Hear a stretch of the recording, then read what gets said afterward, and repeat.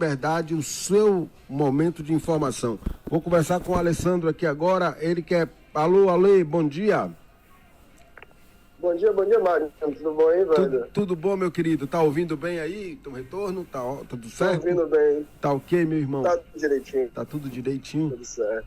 Você tem uma atuação como engenheiro ambiental e vem há muito tempo também trabalhando aí, há algum tempo, trabalhando com a questão de educação. Você faz um debate sobre a questão da água. Como é que é essa história aí, aproveitando a oportunidade que nós estamos no Dia Mundial da Terra, né? No Dia da Terra. Dia 22 de abril é o Dia da Terra e agora é o momento da gente estar discutindo diversas coisas. Como é que você vê aí, Alexandre, essa questão do movimento ambiental, da educação ambiental, ela é devidamente feita ou ainda tem muita coisa para ser feita nesse campo? Verdade, Magno. Te parabenizar, velho, pelo seu aniversário. Muito obrigado, meu querido. Muito obrigado. E agora, assim, a respeito da questão ambiental e da água, assim, minha formação é como engenheiro civil. Certo. Trabalho na área de saneamento, como funcionário público há cerca de 9 anos. E eu tive parte de minha vida que eu estudei outros campos de atuação, que, na verdade, me fez criar a necessidade de ter uma multidisciplinaridade de algumas áreas. O que é que acontece? A questão ambiental necessita ser atrelada a outras questões também do ambiente que a gente vive. Porque assim? Se a gente pensar na questão ambiental hoje, na cidade de Salvador, por exemplo, a gente precisa conectar as necessidades que a gente tem de espaço urbano baseado na população que vive nela. Porque se a gente pensa no planejamento urbano da cidade de Salvador, por exemplo, em que você prioriza algumas áreas e algumas outras áreas são totalmente desassistidas. Sim. E essa questão ambiental totalmente interfere nesse processo, porque assim, você tem algumas regiões de Salvador, como bairros mais periféricos, com carências de vários serviços públicos, em que inclui, sei lá, segurança pública, inclui a parte de educação, transporte público, inclui também a parte de saneamento e abastecimento de água. Você tem uma multidisciplinaridade nessa área, em que, assim, impacta no meio ambiente, que você tem a questão do saneamento, que por conta de não ter uma captação de esgoto plena na cidade de Salvador e outras cidades também, não só daqui do Brasil, como da América do Sul, você tem justamente a liberação de dejetos diretos no meio ambiente. E essa parte, eu diria que essa mobilização que é feita, eu diria que de forma muito importante por diversos setores da sociedade, devia ser diria que conectada, digamos assim. Você conectar conhecimentos diferentes para tratar da questão ambiental, mas envolvendo também as pessoas que vivem nesse ambiente, digamos assim. Entendo. Agora, me diz uma coisa, como é possível que isso seja realizado dentro dos marcos atuais, da estrutura econômica? Você acha que é possível, ali, melhorar essa discussão para que as pessoas tenham uma compreensão que a questão do debate ambiental, ele não deve ser apenas o debate da educação ambiental, mas que é toda uma ação concreta de coisas palpáveis das pessoas cotidianamente? Sim, claro, o momento é esse, na verdade. A gente tem vários aspectos negativos que o Covid-19 vai trazer para a nossa sociedade. Mas um aspecto positivo que a gente tem que analisar é a exposição da vulnerabilidade da população e do meio em que ela está inserida. Então, eu acredito que isso é um despertamento, e vai ser um despertamento quando a gente já está começando a ver em algumas capitais a diferença que você tem em mortes para alguns bairros. É verdade. Em São Paulo está assim, né? 40% dos casos todos concentrados em uma determinada região e onde morrem mais jovens, inclusive. Isso. E essa vulnerabilidade que está, digamos, escancarada, acho que dá oportunidade de a gente debater mais. Discutir, debater, trazer ideias e buscar soluções. Porque, assim, agora a gente vai ter que entender que isso é uma crise sanitária. E uma crise sanitária envolve não só a parte de hospitais, mas também a parte de saneamento. Então, a gente tem que repensar o modelo que a gente tem agora e tentar utilizar com que esse momento seja meio que uma faísca com que a gente venha realmente discutir os problemas que a gente tem, ao invés de a gente ignorar e só criticá-los, sabe? A gente tem que meio que entender o problema que a gente tem e tentar buscar soluções para meio que reparar esse problema, diria que socioestrutural que a gente tem na nossa sociedade desde o período colonial. Agora, e você acha que é possível, nesse formato de governo que nós temos, onde existe uma preocupação que ela não passa por debate dos problemas mais profundos, que essa coisa seja formada, ou precisa também o povo mudar um pouco o paradigma da forma com que vê o governante? É um caminho de duas vias, digamos assim. Assim, inicialmente a gente precisa mais de um despertamento político. Digamos, começar a debater sobre política e não ter a política como inimigo. Acho que a política foi um termo que foi demonizado ao longo de anos. Então a gente tem que entender que é importante fazer política, debater, tentar trazer ideias e criar, na verdade, formas de tentar interferir no sistema de uma forma que venha trazer um ganho positivo para todo mundo. Sim. E de uma outra forma, no outro caminho também, vem o governo. O governo precisa ser mais transparente, o governo precisa abrir mais espaço de diálogo com a população civil, com a sociedade civil, e tentar entender que nesse momento a gente precisa debater entender as necessidades das comunidades, entender ao mesmo tempo o que a nossa área científica pode trazer, tanto na área de engenheiros, de pesquisadores, de estudantes de humanas, sabe? Meio que conectar, trazer esse debate para que a gente venha buscar soluções, mas assim, reais, não só um governante que não sabe as necessidades da população, mas fica brincando ali como se fosse um jogo xadrez, mas de uma forma que a gente venha a realmente entender o que a população, o que a gente precisa, sabe? E começar a trabalhar nisso. Eu acho que é um caminho de duas vias. Depende muito do governo que a gente tem atualmente, mas depende muito da gente. Na verdade, você tentar aproximar a população do governo, não ter esse distanciamento que a gente tem hoje. Mas como é que você acha, Ale, que pode haver essa aproximação, já que alguns governos se comportam, e aí eu não estou aqui fazendo crítica específica a ninguém, alguns governos se comportam como se estivessem acima das questões aí relativas ao povo. É como se o planejamento dos governos fosse descolado da realidade objetiva das pessoas. Aí essa questão, eu digo assim, o que eu tenho que trazer hoje é um pouco de conscientização política e abrir debates.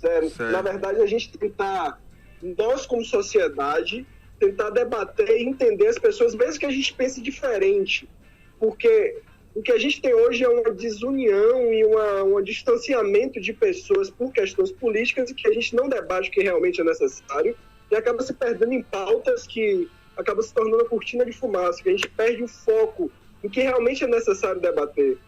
Como eu disse antes, eu creio que a gente precisa primeiro dessa união entre pessoas e debater e tentar construir soluções porque assim, a gente está num momento crítico que agora tudo se torna emergencial. Então é esse momento de a gente realmente debater. E de uma outra via, governos se conscientizarem, um papel que a gente tem como cidadão de trazer conscientização para o governo, tentar cobrar coletivamente o que realmente precisa ser aplicado. E o governo tem a conscientização, agora a gente precisa debater com a sociedade. A gente precisa deixar o governo mais transparente, a gente precisa trazer uma solução coletiva. E é isso que eu diria, utopicamente, espero que os governos tomem atitudes assim. Alguns governos internacionalmente me dão esperança de ver, como exemplo do El Salvador, que durante a pandemia eles declararam a quarentena e declararam 3 meses de salário para todo mundo, meio que imediatamente. Então tem alguns exemplos que me dão esperança, sabe? Mas isso depende muito da gente e dos governantes.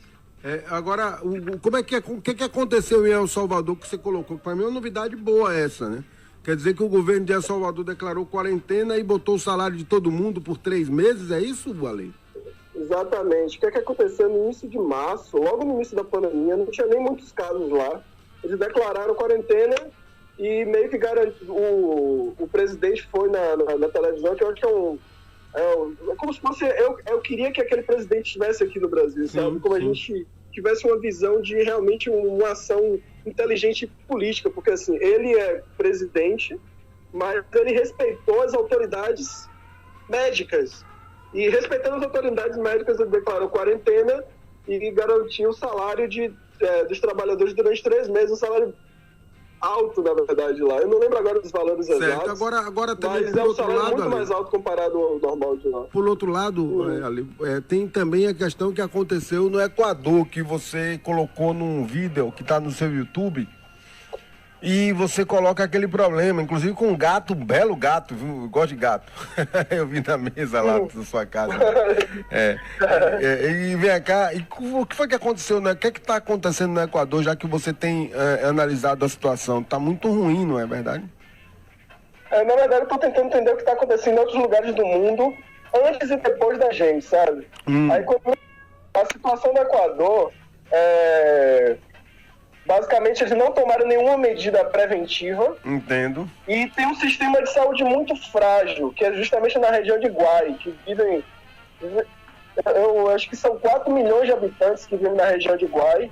E dessa primeira quinzena que teve agora, desse mês agora de abril, tiveram acho que foram 6.700 mortes. E, tipo, é muito fora do padrão que acontece lá. E o que é que aconteceu? Basicamente, você tem um sistema de saúde precário, que é muito similar ao que a gente tem aqui no Brasil, em várias cidades. E, ao mesmo tempo, você não tomou medidas preventivas de isolamento social. Agora eles estão em quarentena. Mas, assim, eles só começaram a quarentena quando viram que tinha corpos na rua. Que o sistema funeral lá não teve capacidade de atender. Então, basicamente, o pessoal deixava o corpo dos familiares dentro da casa, até a prefeitura pegar, que demorou uma semana para ter os primeiros resgates, ou então jogava na rua mesmo. Era uma situação bizarra, é uma coisa que pode acontecer aqui no Brasil, isso que me assusta muito, porque está perto daqui. Não, por exemplo, o que está acontecendo em Manaus, o prefeito de Manaus ontem chorou durante uma entrevista ao Arthur Vigílio, durante uma entrevista à Folha de São Paulo, porque diz que ele tinha uma média de 30 enterros por dia em Manaus e subiu para 122. E as pessoas estão morrendo em casa. Isso é doido, mano. É doido demais. E ainda tem gente que suporta, ainda tem gente que apoia o governo, na verdade. E ainda para destruir essa teoria que... Ô, Ale, estamos aqui, tá ouvindo bem?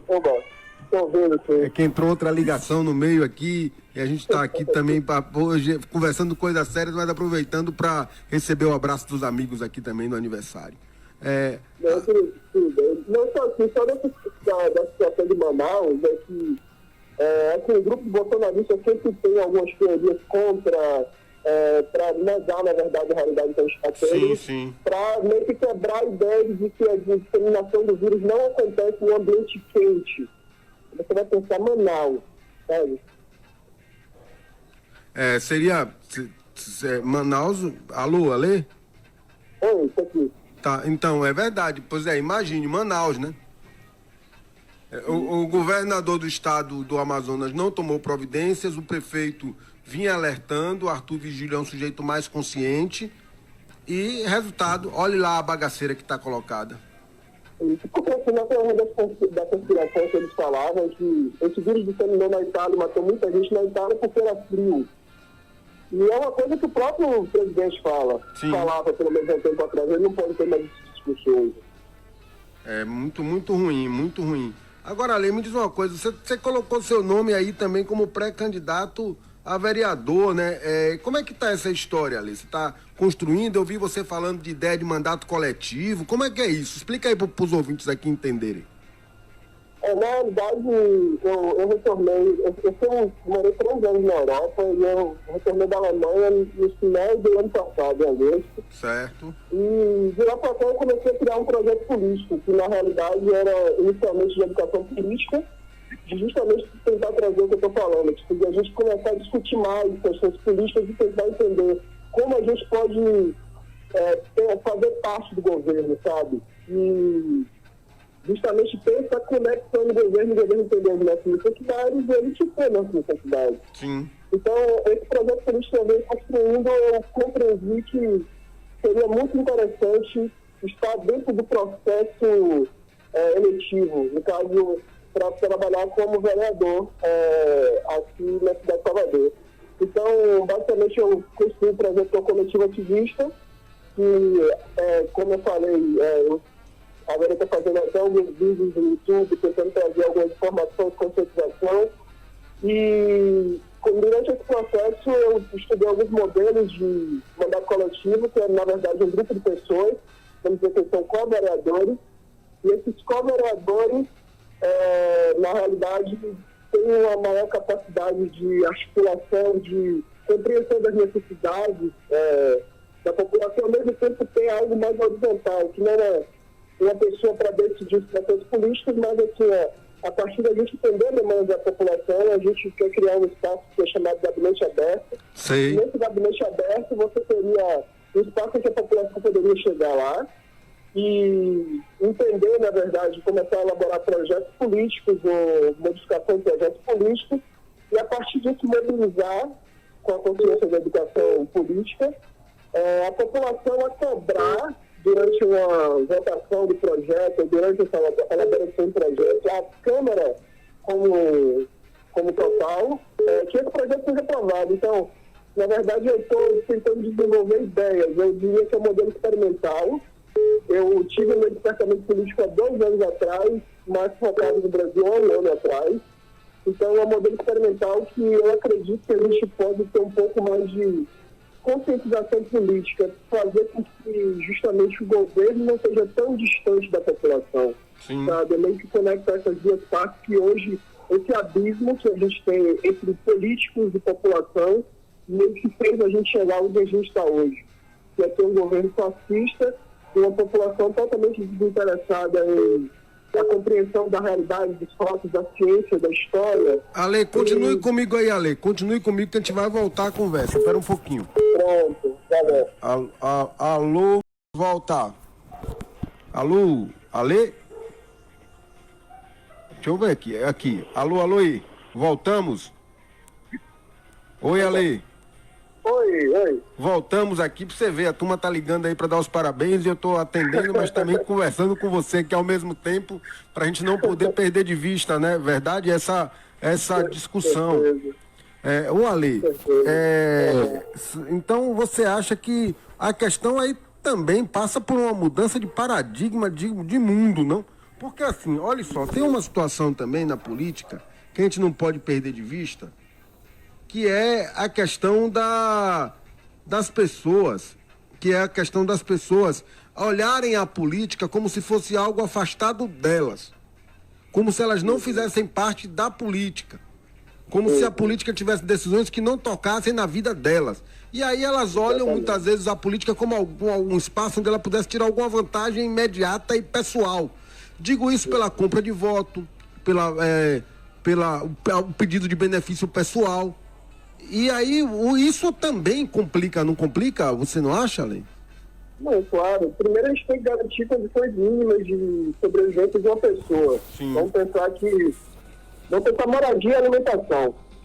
Depois disso, a gente tem uma estrutura, uma sociedade em que a gente pode começar a discutir algumas questões, porque é muito complicado você pedir consciência política de uma pessoa que não tem lugar para dormir, ou que não tem acesso à alimentação, sabe? Uma pessoa sem nenhuma qualidade de vida. Então, a gente tem que pensar nesse modelo em que a gente tem primeiro uma estrutura básica, porque assim, eu posso falar para você, a gente pode tentar fazer uma campanha para conscientizar uma população que elas precisam ter um despertamento político, porque as decisões políticas têm interferências diretas na vida dela. Só que uma semana antes da eleição, chega o vereador e entrega um botijão de gás com a cesta básica, que é a necessidade física de ser humano que essa pessoa precisava. Então acaba transferindo o voto de uma possibilidade de salvação futura para a vida dela para essa necessidade imediata. Mas assim, de antemão eu acredito que a gente tem que fazer muito trabalho de conscientização política para desdemonizar esse termo política que a gente tem associado na população, que tem tanta população que sofre por muita precariedade e por uma população que ignora. Por isso que a gente tem muita deficiência por um processo longo, histórico, e passaram por vários governos que a gente não teve um fortalecimento da discussão política. Então é algo que a gente precisa fazer agora emergencialmente, porque a política que decide agora quem vive e quem morre, basicamente. Porque se chega uma pandemia, como está chegando em algumas dessas capitais, e está morrendo muita gente, é justamente por falha da articulação política, porque você pode ter uma região muito pobre, você pode ter uma região sem muitos leitos de UTI, mas se você faz um isolamento inicial baseado no que os especialistas estão dizendo que é a melhor solução agora, você consegue conter que esses vírus se espalhem, mesmo nessa região pobre, você consegue evitar que tenha um caos no sistema de saúde. O melhor exemplo é você pensar em Nova York, que é uma cidade, vamos dizer que é uma cidade, um centro urbano mundial, que você tem toda a estrutura do sistema de saúde dos Estados Unidos, que mesmo sendo particular, uma estrutura muito boa. Você tem uma cidade que tem muita gente com a concentração de riqueza e que, vamos dizer, que seriam inabaláveis por nada, você tem uma pandemia que virou um caos lá. O sistema de saúde entrou em colapso e você tem pessoas, mesmo pessoas que não estão morrendo por coronavírus, mas por conta de outra situação, que acaba não tendo espaço de chegar no hospital porque não teve, às vezes, atendimento básico e aquela simples complicação se torna algo que agrava até a morte. Entendi. Então, acho que esses exemplos que a gente pode trazer para conscientizar a gente agora, sabe? Não, você tem razão ali. E eu fico muito contente que tenham figuras como você aí disputando uma vaga, colocando o nome à disposição para disputar uma vaga à Câmara Municipal de Salvador, até porque não tem candidatura ainda, não estamos falando de pré-candidaturas. Então, agradeço aí demais você ter colocando o nome, porque é bom para a sociedade como um todo. Vamos ampliar o debate sobre coisas efetivamente que são transformadoras da vida do povo. E se as pessoas gerarem uma consciência de que tem que votar em quem tenha condição efetiva de ajudar a mudar a vida das pessoas no que interessa, eu também acho Salvador uma cidade que tem 12 rios. A Salvador tem 12 bacias hidrográficas, pequenas bacias hidrográficas dentro de nosso território. Essas bacias hidrográficas, esses rios estão praticamente todos tamponados. Nós jogamos os rios para...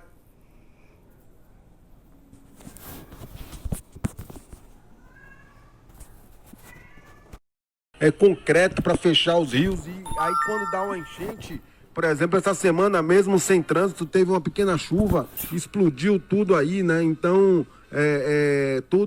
tudo alaga, porque a água ela tem um caminho natural e ela não tem para onde seguir, você bem sabe disso. Então eu acho que tem um debate muito profundo e que precisa ser feito com os ambientalistas, com aqueles de bom coração e principalmente aqueles que pensam no desenvolvimento sustentável, porque não adianta nada voo de galinha.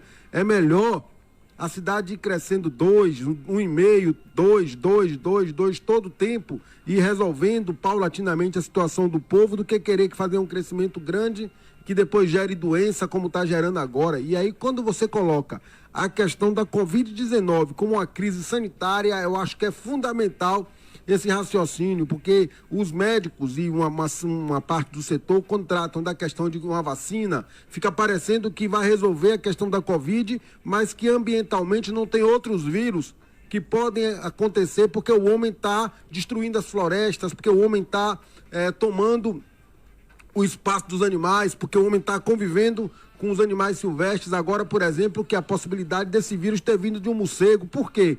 Derruba a floresta, o morcego foge para próximo da cidade e aí acontece esse tipo de contaminação. Não é isso ou eu estou errado? Exatamente, velho. E aí, só pegando o gancho, eu acho que esse momento é que a gente tem a oportunidade de debater, discutir ideias, e como você falou, você tem vários especialistas, pessoas com conhecimentos diferentes. A gente precisa debater com pessoas que podem complementar o nosso conhecimento. Sim. E a partir disso a gente pode tentar trazer soluções. Uma coisa que a gente acaba, às vezes, se isolando muito no conhecimento que a gente tem e não pensar que esse conhecimento está conectado. Eu me considero como artista e engenheiro, basicamente, como profissões minhas. E por mais... Mas artista de quê, assim? Você faz qual tipo de eu brincando aqui, qual tipo de arte, né? Não, eu trabalho com vários tipos de arte diferentes, mas o principal tipo de arte é comunicar. Seja da parte, eu faço músicas, eu sou produtor musical.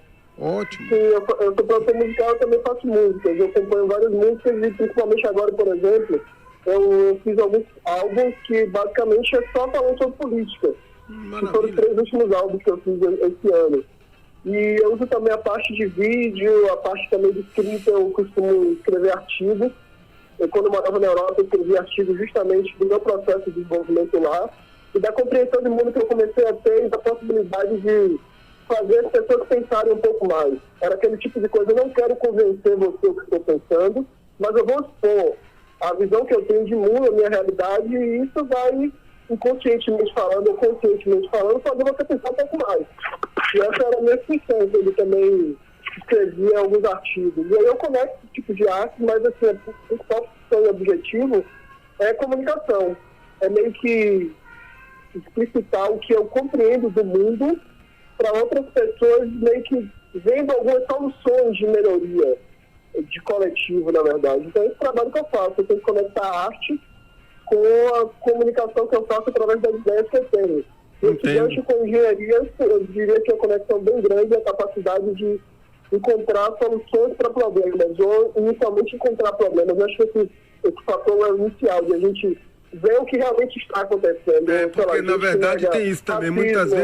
Muitas vezes a gente imagina que a questão é solução, mas muitas vezes é você entender que tem problema onde está todo mundo passando por ele e não está analisando, vendo que tem, né? É o primeiro passo. O primeiro passo é de entender as nossas ignorâncias, é de entender o que a gente não conhece. Sim. Porque quando a gente admite que a gente não conhece algo, isso dá a oportunidade de a gente conhecer. E vai estudar, porque a gente já sabe de algo, a gente meio que pode ter uma falsa visão disso por alguma informação que a gente obteve, que é isso que acontece hoje.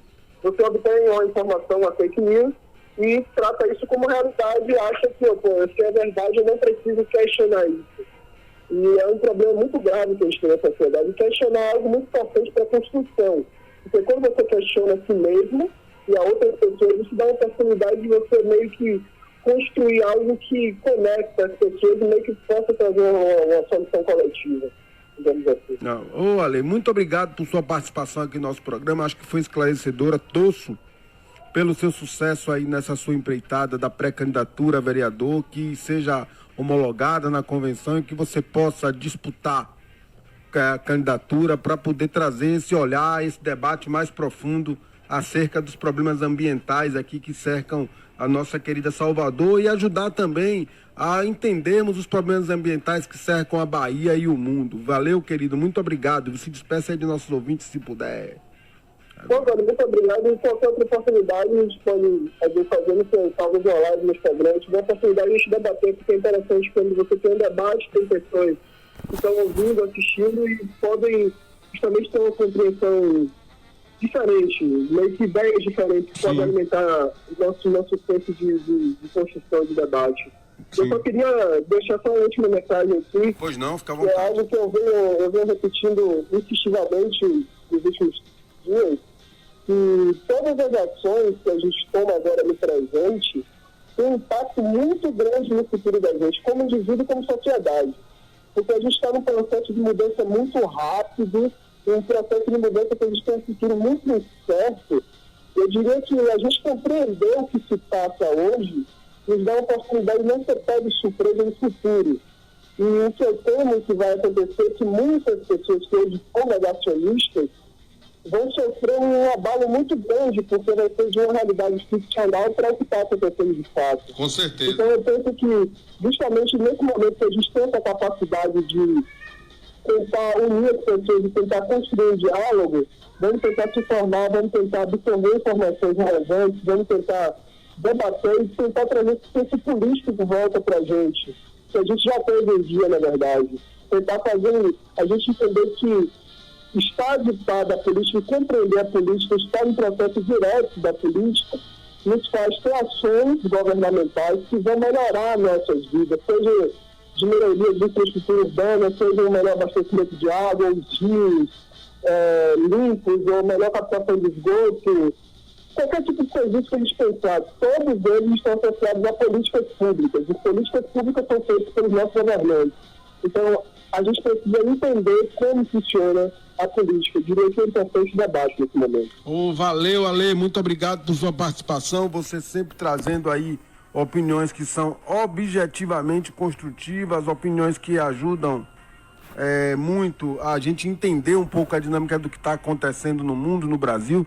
Eu estou aqui agora, por exemplo, com a notícia de que o estado de saúde do meu querido amigo Dr. Júlio, um cubano que mora em Ilhéus, infectologista, está pior, ele está entubado no hospital de Ilhéus, e eu me lembro, Ale, de coração, que o Dr. Júlio foi responsável, inclusive, por praticamente salvar minha vida, porque eu tive dengue hemorrágica, e ele cuidou de mim naquele momento, e eu estou aqui para contar a história. E o Dr. Júlio hoje está aí sofrendo com a Covid-19, internado em estado grave, entubado no hospital lá em Ilhéus. Então é muito triste também essa notícia. Mas agradeço de coração sua participação, Ale, e conte assim sempre com a gente do programa A Voz da Liberdade. Obrigado, vamos esperar por todos melhores. Com certeza. Valeu, querido. Um grande abraço. Obrigado. São 7